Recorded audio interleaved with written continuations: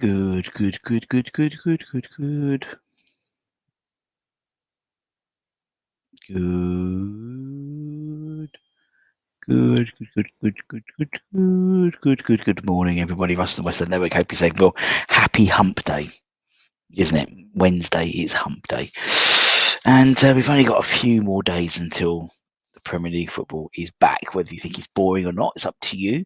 I thought it was quite boring, and that's what I suggested today. But today's musing is actually some sort of thought process I was having after the news about Freddie getting a new long-term deal. Obviously, yesterday the club announced that Freddie Potts had signed a long-term deal to keep him at the club until the summer of 2029, which is great. And obviously, you know, he's no longer an academy player; he's a first-team player now because he's too old for the academy really now. And it sort of goes along with other sort of long-term deals for our sort of developmental players. Although I think even the academy sounds a bit sort of, you know, they're now part of the first team. Obviously, Ollie Scarles very much signed a multi-year deal. Lewis Orford, another multi-year deal. We signed Mason Terry to another long-term deal, and for me, there's two things I really want to sort of cover. First one is about being sentimental. Are we too sentimental as as fans?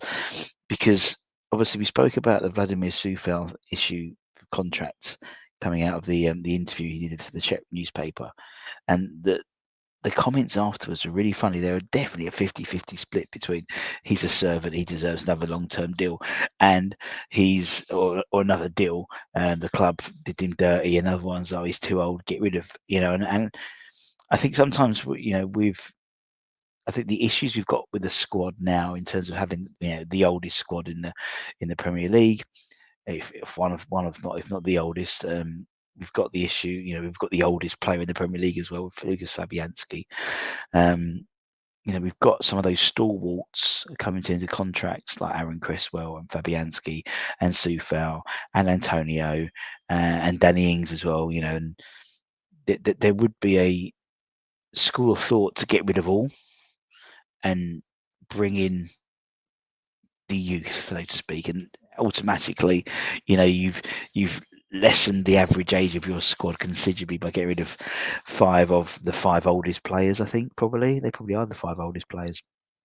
But the chances are we're not. We'll probably offer. I think we'll offer Antonio a deal if he can prove his fitness. I think Aaron's probably done enough to warrant another year, maybe. Again, depending about what we do in the summer, we're bringing in a Ged, or maybe even Andy Irving.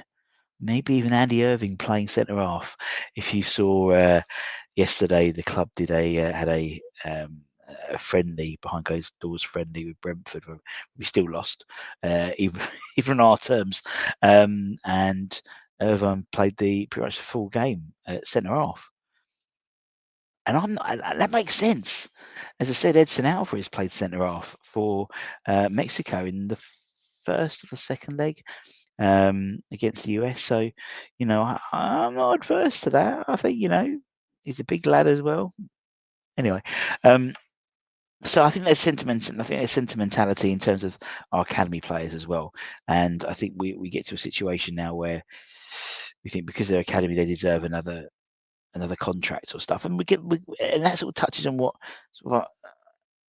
I also wanted to talk about was we're in a situation now where we're going to welcome back. I think we've got about 8 players out on loan. The likes of Freddie, we've got Callum, we've got PK. You know, we've got a lot in the non-league like Regan, Mason, albeit more of a sort of a joint loan with West Ham, so to speak, and AFC Hornchurch. But these guys are going to come in and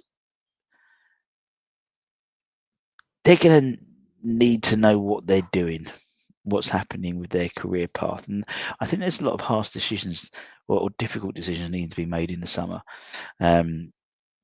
Not only for the benefit for the club, but the benefit of the players as well. And the whole sort of thing with Freddie Potts to me shows a change in mentality. You know, there was a reason why Freddie Potts went out on loan, because we'd basically got Guido Rodriguez in and people like, you know, and that was in the summer. And so much so that, basically when Potter came in, he brought JWP back and that type of thing. Under previous regimes, I don't know, is it previous regimes the right way to say it? I think the fact is Freddie's a fucking good player.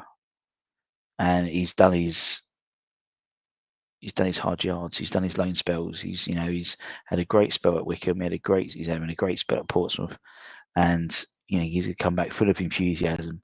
And the club are clearly putting a lot of weight behind him. He had a YouTube video, didn't he, about being out on loan. The announcement of his new long-term deal. Cole did a big interview, and obviously Carlton's the loan manager for the club, so he goes around and keeps an eye, particularly on the academy loans. So he knows more most about how Freddie's playing. So they're putting a lot of weight behind Freddie, and obviously he comes from a West Ham background, the Potts dynasty, or the Potts trilogy really, because I suppose trilogy, and so for me there's lots of positives coming out, but then you look at people like Callum Marshall. So obviously Callum's been out on loan twice now. West Brom was a failed loan spell, to be honest. Before he went to West Brom, he signed a sort of an extension to his deal.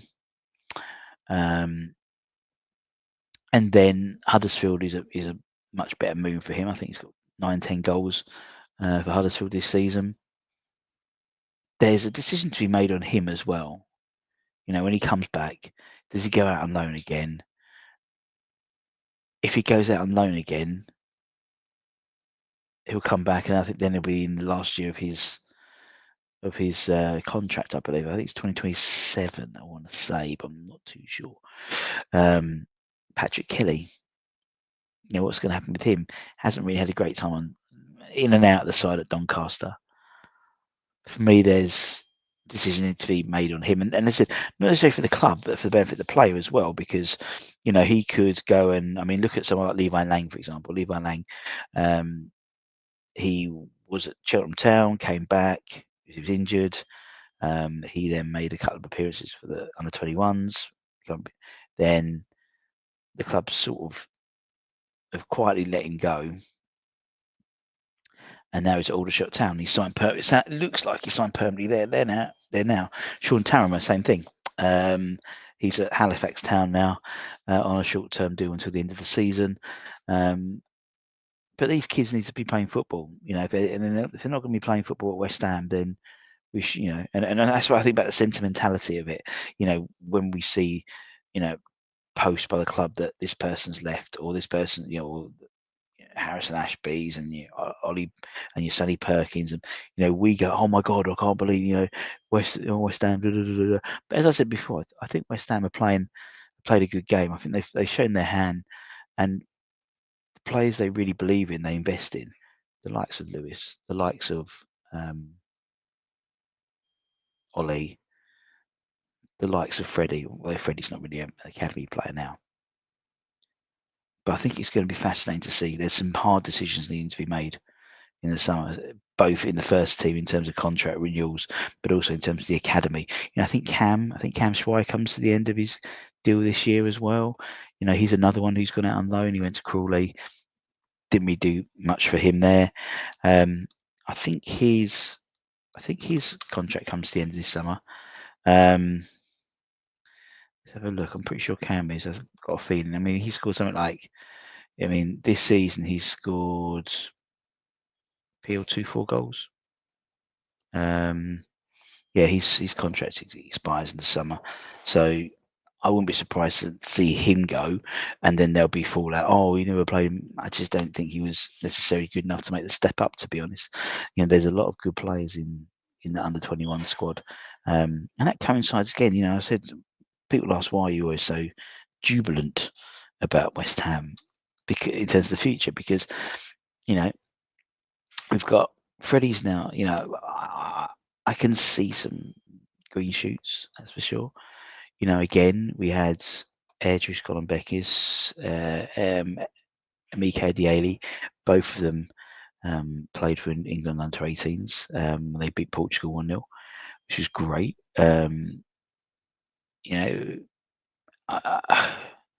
we had Lornie Owusu and Chinzano. They both played. I mean, Lornie's a great goalkeeper, in terms of what he's got coming up. He kept a clean sheet, and Chinese's, it's his 11th cap at under 17 level. They beat Northern Ireland, and we've still got more to go. We've got obviously Finn and Lewis are both playing today or tomorrow, I think it is. That's what they've already played. So I still played. Oh, I forgot. And quite actually, Chris Rigg was in that side as well, and obviously we'd be linked to Chris Rigg. So for me, there's lots of positives, but I think there's sometimes we have to be, it's that sentimentality. Sometimes I think blinds us a little bit. But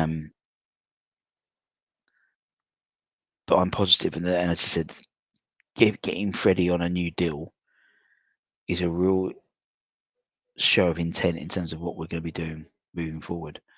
I was reading an article, I think it was Jacob Steinberg did the article, talking about sort of Potter's blueprint, going into summer. It's becoming younger, it's becoming fitter, it is becoming more dynamic in terms of the squad, and by bringing in people like Freddie, by securing the long-term futures of the likes of Ollie, Lewis. We already have younger people there. We already have younger players there, and what was great, actually yesterday, talking about the away, the behind closed door game, is some of the youngsters got some minutes. Julia Robinson got some minutes as well. And I thought what was really interesting was Preston Fearon got some minutes. Now he is very young, and to get some minutes already at that stage. Now, granted, they weren't obviously on international duty, but still, that for me is really, really interesting. I think Preston's someone we can really, look at his career path, because he's a very different player than probably what we've got. Very different, and I think it's about finding the right spot for him. But there is definitely some magic in that lad. And you can see it. And some of the play, there's things like, for me, I don't know, has Caden, have they tied Caden down to a longer term deal? Have a quick look. Let's have a look. What's he on? He signed, trying to see when his contract is up. Let's have a quick look. 2027. So he's only got 2 years left in his deal. That'll be interesting to see what happens with him as well. Whether they put the same emphasis behind him as they did with the likes of Lewis and the likes of Ollie, potentially. But anyway, it's enough of me rambling on. Let me know what you think. Are we too sentimental as fans? Are we? I don't know. Anyway, take care. Holly will be on later on for Hammers headlines, the daily shows, and things like that. And also we'll have, we should have old school Hammers for sure. And then we should also maybe have the wrap up with Jamie tomorrow. We should have, I keep saying should because, subject to change. The Ludwig McCluskey Appreciation Night with Martin, which would be good. Then at the weekend, we should have our interview with James Tompkins up. And then next Thursday, we should have another ex-Hammer live interview, hopefully. So keep an eye on that. Until next time, take care, stay safe, stay warm, stay humble, keep the faith. Come on, your irons. Much love. Bye-bye.